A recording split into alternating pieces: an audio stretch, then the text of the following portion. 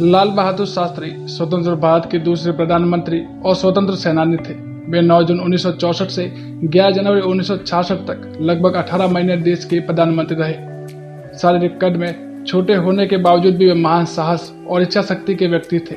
वर्ष 1966 में लाल बहादुर शास्त्री को उनकी सादगी, देशभक्ति और ईमानदारी के लिए मरणोपरांत देश के सर्वोच्च नागरिक सम्मान भारत रत्न से सम्मानित किया गया था।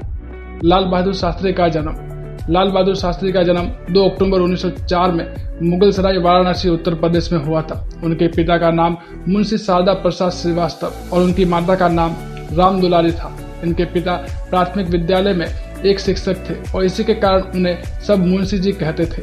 बाद में उन्होंने राजस्व विभाग में क्लर्क की नौकरी की। परिवार में सबसे छोटे होने के कारण बालक लाल बहादुर को परिवार में सबसे प्यारे और नन्हे कहकर बुलाते थे। लाल बहादुर शास्त्री की शिक्षा।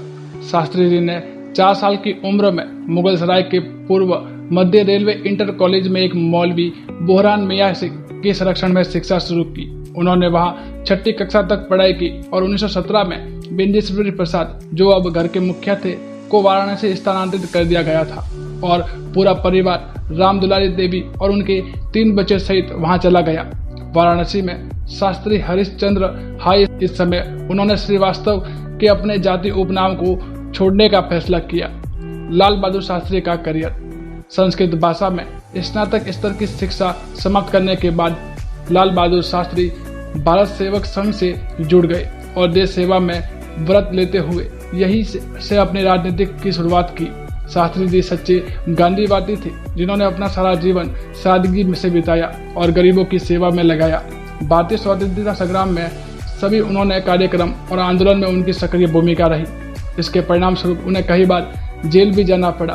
स्वतंत्रता संग्राम में जिन आंदोलन में उनकी भूमिका रही उनमें 1921 का असहयोग आंदोलन, 1930 का दांडी मार्च, 1942 का भारत छोड़ो आंदोलन उल्लेखनीय है। दूसरे विश्व युद्ध में इंग्लैंड को बुरी तरह उलझता देखी जैसे ही नेताजी ने आजाद हिंद फौज को दिल्ली चलो का नारा दिया, वैसे ही गांधी जी ने मौके की नजाकत को भांपते हुए 8 अगस्त 1942 की रात में ही बंबई से अंग्रेजों को भारत छोड़ो और भारतीयों को करो या मरो का आदेश जारी किया।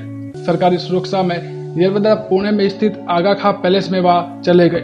9 अगस्त 1942 में शास्त्री जी ने इलाहाबाद पहुंचकर इस आंदोलन के गांधीवादी नारे को चतुराई पूर्वक मरो नहीं मारो में बदल दिया और अप्रत्याशित रूप से क्रांति की अग्नि को पूरे देश में प्रचंड रूप से फैला दिया।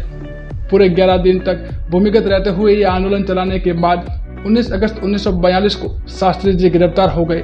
शास्त्री जी के राजनीतिक दिग्गजों में पुरुषोत्तम दास टंडन, गोविंद वल्लभ पंत के अतिरिक्त जवाहरलाल नेहरू भी शामिल थे।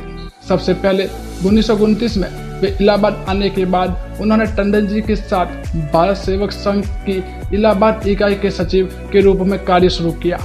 इलाहाबाद में रहते हुए नेहरू जी के साथ उनकी निकटता बढ़ी। इसके बाद तो शास्त्री जी का कद निरंतर बढ़ता ही चला गया। एक के बाद एक सफलता की सीढ़ियां चढ़ते हुए नेहरू जी के मंत्रिमंडल के गृह मंत्री के प्रमुख पद तक जा पहुंचे। इतना ही नहीं, नेहरू के निधन के बाद वे भारतवर्ष के प्रधानमंत्री भी बने। लाल बहादुर शास्त्री के पुरस्कार और सम्मान। शास्त्री जी जीवन भर अपनी ईमानदारी और विनम्रता के लिए जाने जाते हैं। उन्हें मरणोपरांत भारत रत्न से सम्मानित किया गया था और दिल्ली में उनके लिए एक स्मारक गार्ड बनवाया था।